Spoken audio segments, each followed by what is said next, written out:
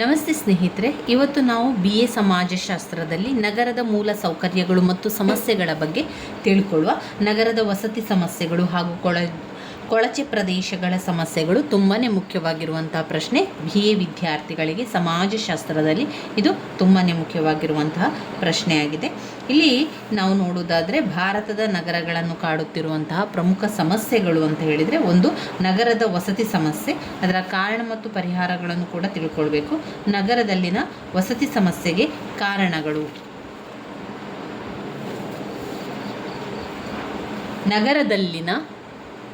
ನಗರದಲ್ಲಿನ ವಸತಿ ಸಮಸ್ಯೆಗೆ ಕಾರಣಗಳನ್ನು ನಾವು ನೋಡಿದರೆ ಪಾಯಿಂಟ್ಸ್ಗಳನ್ನು ಇಲ್ಲಿ ಕೊಟ್ಟಿದ್ದಾರೆ.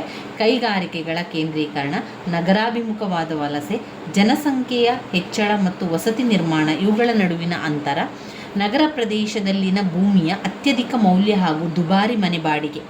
ಇವಿಷ್ಟು ನಗರದ ವಸತಿ ಸಮಸ್ಯೆಯ ಕಾರಣಗಳು. ನಗರಗಳಲ್ಲಿನ ವಸತಿ ಸಮಸ್ಯೆಗೆ ಕಾರಣ ಒಂದು, ಕೈಗಾರಿಕೆಗಳ ಕೇಂದ್ರೀಕರಣ ಆಗಿರುವಂಥದ್ದು. ಈ ಕೈಗಾರಿಕೆ ಉದ್ಯಮಗಳು ಏನಾಗಿದೆ ಅಂತ ಹೇಳಿದರೆ, ಇತಿಹಾಸದ ಉದ್ದಕ್ಕೂ ಅದನ್ನು ನಾವು ಗಮನಿಸಿದಾಗ ಕೇಂದ್ರೀಕರಣ ಆಗಿರುವಂಥದ್ದು. ಇಂತಹ ಪ್ರದೇಶದಲ್ಲಿ ದೂರದ ಊರುಗಳಿಂದ, ಮುಖ್ಯವಾಗಿ ಹಳ್ಳಿಗಳಿಂದ ಇಲ್ಲಿ ನಾವು ಸ್ಥಾಪನೆಗೊಂಡಂತೆ ಯಾವುದೋ ಒಂದು ಉದ್ಯಮ ಅಥವಾ ಒಂದು ಕೈಗಾರಿಕೆ ಉದ್ಯಮಗಳು ಸ್ಥಾಪನೆಗೊಂಡಂತಹ ಸಂದರ್ಭದಲ್ಲಿ ಏನಾಗ್ತದೆ ಅಂದರೆ, ಜನಸಂಖ್ಯೆ ಹೆಚ್ಚಾಗ್ತದೆ ಹೋಗ್ತದೆ. ಅಲ್ಲಿಗೆ ಜನರು ಬೇರೆ ಬೇರೆ ಕಡೆಯಿಂದ ಉದ್ಯೋಗಕ್ಕೋಸ್ಕರ ಬರ್ತಾರೆ. ಜನಸಂಖ್ಯೆಗೆ ಅತ್ಯಗತ್ಯವಾದಂಥ ವಸತಿ ಸೌಕರ್ಯ ಸಹಿತ ಕನಿಷ್ಠ ನಾಗರಿಕ ಸೌಲಭ್ಯಗಳನ್ನು ಒದಗಿಸಲಾಗದ ದುಸ್ಥಿತಿಯಲ್ಲಿ ನಗರಾಡಳಿತವಿದ್ದರೂ ಕೂಡ ಏರುಗತಿಯ ಜನಸಂಖ್ಯೆ ಮಾತ್ರ ಹಿಂದೆ ಸರಿಯುವುದಿಲ್ಲ. ಎರಡನೆಯದಾಗಿ, ನಗರಾಭಿಮುಖವಾದಂತಹ ವಲಸೆ. ಗ್ರಾಮಗಳ ಕಡೆಗಳಿಂದ ನಗರಗಳ ಕಡೆಗೆ ವಲಸೆಯನ್ನು ಬರುವಂಥದ್ದನ್ನು ಕಾಣ್ಬೋದು. ಅನೇಕ ಕಾರಣಗಳಿಂದ ವಲಸೆಗೆ ಬರ್ತಾರೆ. ಉದ್ಯೋಗದಿಂದ ಹಿಡಿದು ಶಿಕ್ಷಣ, ಉದ್ಯೋಗ, ವಿವಾಹ ಎಲ್ಲ ಕಾರಣಗಳಿಂದಾಗಿ ನಗರಾಭಿಮುಖವಾಗಿ ವಲಸೆ ಬರುವಂಥದ್ದು. ಉತ್ತಮ ಶಿಕ್ಷಣವನ್ನು ಪಡೆಯಲು, ಕೈತುಂಬ ಸಂಬಳ ಬರುವ ಉದ್ಯೋಗವನ್ನು ದೊರಕಿಸಿಕೊಡಲು, ಗಂಭೀರ ಕಾಯಿಲೆಗಳಿಗೆ ಸೂಕ್ತವಾದ ವೈದ್ಯಕೀಯ ಸೇವೆಯನ್ನು ಪಡೆಯಲು, ನಗರವು ನೀಡುವ ಆಕರ್ಷಕ ಮನೋರಂಜನೆಯನ್ನು ಸವಿಯಲು, ಉತ್ತಮ ಭವಿಷ್ಯವನ್ನು ಕಂಡುಕೊಳ್ಳಲು, ಹೀಗೆ ಅನೇಕ ಕಾರಣಗಳಿಂದಾಗಿ ನಗರಾಭಿಮುಖವಾದ ವಲಸೆ ಮಾಡುವಂಥದ್ದು. ಇನ್ನು ಜನಸಂಖ್ಯೆ ಹೆಚ್ಚಳ ಮತ್ತು ವಸತಿ ನಿರ್ಮಾಣಗಳ ನಡುವಿನ ದೊಡ್ಡ ಅಂತರ ಆಗ್ತಾ ಇದೆ. ಇದಕ್ಕೆ ಕಾರಣ ಏನು ಅಂತ ಹೇಳಿದರೆ, ಜನಸಂಖ್ಯೆ ಹೆಚ್ಚಾದಂತೆ ವಸತಿಯ ಸಂಖ್ಯೆ ಹೆಚ್ಚಾಗ್ತಾ ಇಲ್ಲ. ನಗರ ಜನಸಂಖ್ಯೆ ಹೆಚ್ಚಾದಂತೆ ವಸತಿ ಕಡಿಮೆ ಆದಾಗ ಅಲ್ಲಿ ವಸತಿ ಸಮಸ್ಯೆಗಳು ಉಂಟಾಗ್ತದೆ. ನಗರಗಳ ಹೊಸ ಸಮಸ್ಯೆಗಳು ಇವುಗಳಾಗಿರುವಂಥದ್ದನ್ನು ಕಾಣಬಹುದು. ಮುಂದಿನ ಪಾಯಿಂಟಲ್ಲಿ ನಾವು ನೋಡಿದರೆ, ನಗರ ಪ್ರದೇಶದ ಭೂಮಿಯ ಅತ್ಯಧಿಕ ಮೌಲ್ಯ ಹಾಗೆ ದುಬಾರಿ ಮನೆಯ ಬಾಡಿಗೆ. ಇಲ್ಲಿ ನಾವು ನೋಡಿದರೆ ತುಂಬಾ ಲಕ್ಷ ಜನರು ಮನೆ ನಿವೇಶನಗಳನ್ನು ಕೊಳ್ಳಲು ಹೊರಟಾಗ ಬೆಲೆ ಹೆಚ್ಚುವಂಥದ್ದು ತೀರಾ ಸಹಜವಾಗಿರುವಂಥದ್ದು. ಜೊತೆಗೆ ಕೆಲವು ಪಟ್ಟಭದ್ರ ಹಿತಾಸಕ್ತರು ರಿಯಲ್ ಎಸ್ಟೇಟ್ ಎಂಬ ಹೆಸರಿನಲ್ಲಿ ವ್ಯವಹಾರ ಆರಂಭಿಸಿರುವ ಮಂದಿ ತಮ್ಮ ಕುಟಿಲ ತಂತ್ರಗಳಿಂದ ಮನೆ ನಿವೇಶನದ ಮೌಲ್ಯ ಇನ್ನಷ್ಟು ಹೆಚ್ಚುವಂತೆ ಮಾಡಿದ್ದಾರೆ. ಬಾಡಿಗೆ ಮನೆ ಕೂಡಿಸುವುದರಲ್ಲಿ ಇವರ ಪಾತ್ರವಿರುವುದರಿಂದ ಬಾಡಿಗೆ ಹೆಚ್ಚಳಕ್ಕೂ ಕೂಡ ಇವರು ಕಾರಣರಾಗಿದ್ದಾರೆ. ಯಾವುದೇ ಹಳ್ಳಿಯ, ಪಟ್ಟಣದ ಅಥವಾ ನಗರ ಭೂಮಿಯ ಗಾತ್ರವು ಭೌತಿಕ ಮಿತಿ ಎಂಬುದಿರುತ್ತದೆ. ಬೇಡಿಕೆ ಅಥವಾ ಅಗತ್ಯಕ್ಕೆ ತಕ್ಕಂತೆ ಆ ಗಾತ್ರ ಹಿಗ್ಗಿಸಲಾಗುವಂಥದ್ದು. ಇನ್ನು ವಸತಿ ಸಮಸ್ಯೆಯನ್ನು ಪರಿಹರಿಸಲು ಕೈಗೊಳ್ಳುವಂತಹ ಕ್ರಮಗಳೇನು ಅಂತ ಕೇಳಿದ್ದಾರೆ. ಏನೆಲ್ಲ ಕ್ರಮವನ್ನು ತೆಗೆದುಕೊಳ್ಬೋದು? ಒಂದು, ಗೃಹ ನಿರ್ಮಾಣಕ್ಕಾಗಿ ಆರ್ಥಿಕ ನೆರವನ್ನು ಕೊಡುವಂಥದ್ದು. ಹುಡ್ಕೋ ಸಂಸ್ಥೆಯ ಗೃಹ ಮತ್ತು ನಗರಾಭಿವೃದ್ಧಿ ನಿಗಮದ ಪಾತ್ರ ಇರುವಂಥದ್ದು. ಆಮೇಲೆ ಜೀವ ವಿಮಾ ನಿಗಮದ ಪ್ರೋತ್ಸಾಹ, ವಾಣಿಜ್ಯ ಬ್ಯಾಂಕುಗಳ ನೆರವು, ಹಾಗೆ ವಾಣಿಜ್ಯ ಬ್ಯಾಂಕುಗಳ ನೆರವು ಕೂಡ ಇದರಲ್ಲಿ ಇರುವಂಥದ್ದು. ಇತರೆ ಸಾಂಸ್ಥಿಕ ನೆರವುಗಳು ಇದ್ದಾಗ ಮಾತ್ರ ಈ ಒಂದು ವಸತಿ ಸಮಸ್ಯೆಯನ್ನು ಬಗೆಹರಿಸಲಿಕ್ಕೆ ಸಾಧ್ಯ. ವಸತಿ ಸಮಸ್ಯೆಯನ್ನು ಪರಿಹರಿಸಲು ಸರ್ಕಾರ ಕೈಗೊಂಡಂತಹ ಕ್ರಮಗಳೇನು ಅಂತ ಹೇಳಿದರೆ, ಅದು ಕೈಗಾರಿಕಾ ಕಾರ್ಮಿಕರಿಗಾಗಿ ಸಮಗ್ರ ಸಹಾಯಧನ ಸೌಲಭ್ಯದ ಗೃಹ ನಿರ್ಮಾಣ ಯೋಜನೆ. ಇಲ್ಲಿ ಕೈಗಾರಿಕೋದ್ಯಮಗಳಲ್ಲಿನ ಶ್ರಮಿಕರಿಗಾಗಿ, ಆರ್ಥಿಕವಾಗಿ ದುರ್ಬಲರಾಗಿರುವಂಥ ವರ್ಗದವರಿಗಾಗಿ ಮನೆ ಕಟ್ಟಿಕೊಡಲು ಆರಂಭಿಸಲಾದಂಥ ಯೋಜನೆಯು ಈ ಯೋಜನೆಯಡಿಯಲ್ಲಿ ಸುಮಾರು ಮನೆಗಳನ್ನು ಕಟ್ಟಿಕೊಟ್ಟಿದ್ದಾರೆ. ಇನ್ನು ಎರಡನೇ ಪಾಯಿಂಟ್, ಕಡಿಮೆ ಆದಾಯ ಸಮೂಹಗಳ ಗೃಹ ನಿರ್ಮಾಣದ ಯೋಜನೆಗಳನ್ನು ಮಾಡಿಕೊಳ್ಳುವಂಥದ್ದು.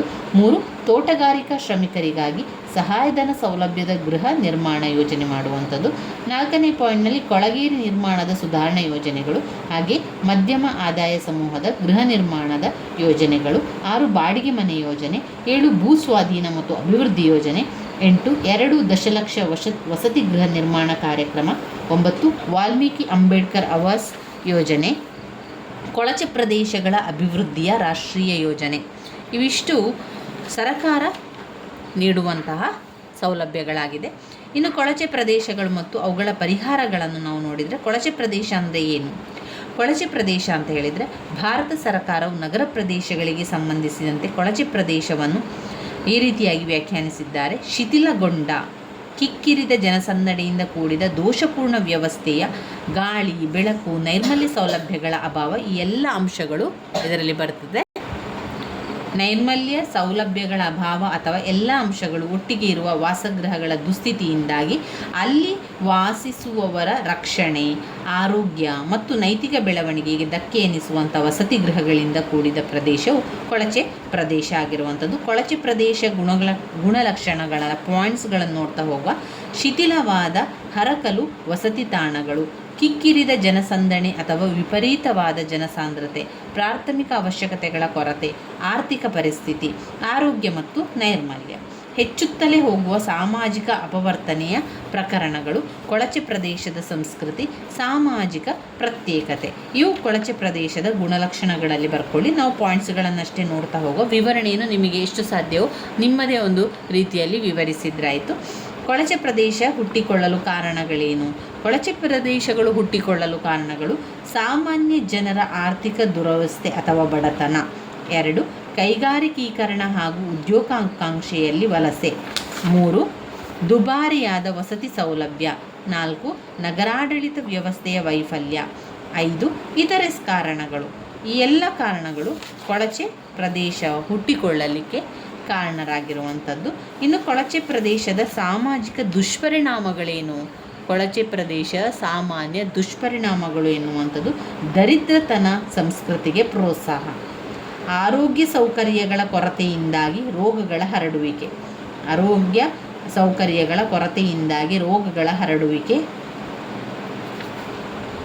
ಕಾನೂನು ವಿರೋಧಿ ಚಟುವಟಿಕೆ ಪ್ರೋತ್ಸಾಹ. ಎಳೆಯ ಮಕ್ಕಳ ಮನಸ್ಸಿನ ಮೇಲಾಗುವ ದುಷ್ಪರಿಣಾಮಗಳು. ಬೆಂಕಿ ಆಕಸ್ಮಿಕಗಳಿಂದಾಗುತ್ತಿರುವ ಹಾನಿ. ಇನ್ನು ಕೊಳಚೆ ಪ್ರದೇಶಗಳ ಸಮಸ್ಯೆಗೆ ಪರಿಹಾರ ಕ್ರಮಗಳೇನು? ಕೊಳಚೆ ಪ್ರದೇಶದ ಸಮಸ್ಯೆಗೆ ಪರಿಹಾರ ಕ್ರಮಗಳು: ಕೊಳಚೆ ಪ್ರದೇಶದ ಪರಿಸರ ಸುಧಾರಣೆಗಾಗಿ ಕೇಂದ್ರೀಯ ಯೋಜನೆ ಮಾಡುವಂಥದ್ದು. 140 ಲಕ್ಷ ಹೊಸ ಮನೆಗಳ ಸ್ಥಾಪನೆಗಾಗಿ ರಾಜ್ಯಗಳಿಗೆ ಕೇಂದ್ರ ಸರ್ಕಾರವು ನೆರವು ನೀಡುವಂಥದ್ದು. ಆಮೇಲೆ ರಾಷ್ಟ್ರೀಯ ಗೃಹ ಬ್ಯಾಂಕಿಂಗ್ ಸ್ಥಾಪನೆ. ನಗರದ ಬಡ ಜನರಿಗಾಗಿ ಮೂಲಭೂತ ಸೇವಾ ಯೋಜನೆ ಮಾಡುವುದು. ಪ್ರಧಾನಮಂತ್ರಿಗಳ ಸಮಗ್ರ ನಗರ ಬಡತನ ನಿವಾರಣಾ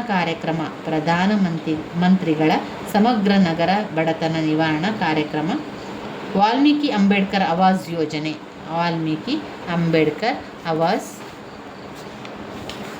ಯೋಜನೆ. ಇವಿಷ್ಟು ಅದರಲ್ಲಿ ಸಮಸ್ಯೆ ಪರಿಹಾರ ಕ್ರಮಗಳಲ್ಲಿ ಬರ್ತದೆ. ಇನ್ನು ಬರುವಂಥದ್ದು ನಗರಗಳ ಸಾರಿಗೆ ಸಮಸ್ಯೆಗಳು. ನಗರಗಳಲ್ಲಿನ ಸಾರಿಗೆ ಸಮಸ್ಯೆಗಳೇನು ಅನ್ನುವಂಥದ್ದು ಇಲ್ಲಿ ಬರುವಂತಹ ಪ್ರಶ್ನೆ.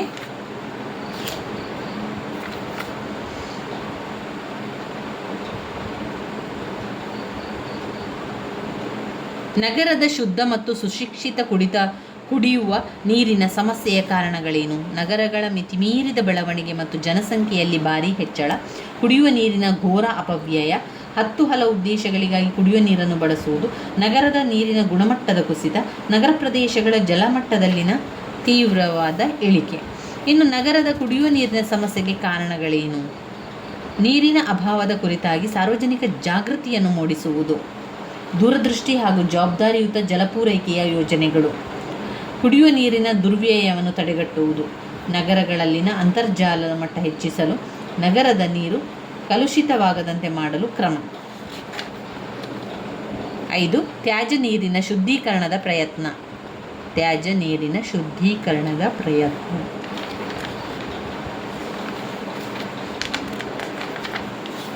ಕುಡಿಯುವ ನೀರಿನ ಸಮಸ್ಯೆಯ ಪರಿಹಾರಗಳು. ಇವಿಷ್ಟನ್ನು ನಾವೀಗ ತಿಳ್ಕೊಂಡಿವಿ ಸ್ನೇಹಿತರೆ. ಇನ್ನು ಬರುವಂಥದ್ದು ಜನಸಂಖ್ಯೆಯ ಮಿತಿ ಮೀರಿದ ಜನಸಂಖ್ಯೆ ಎಲ್ಲ ಇದೆಯಲ್ಲ ಅದು.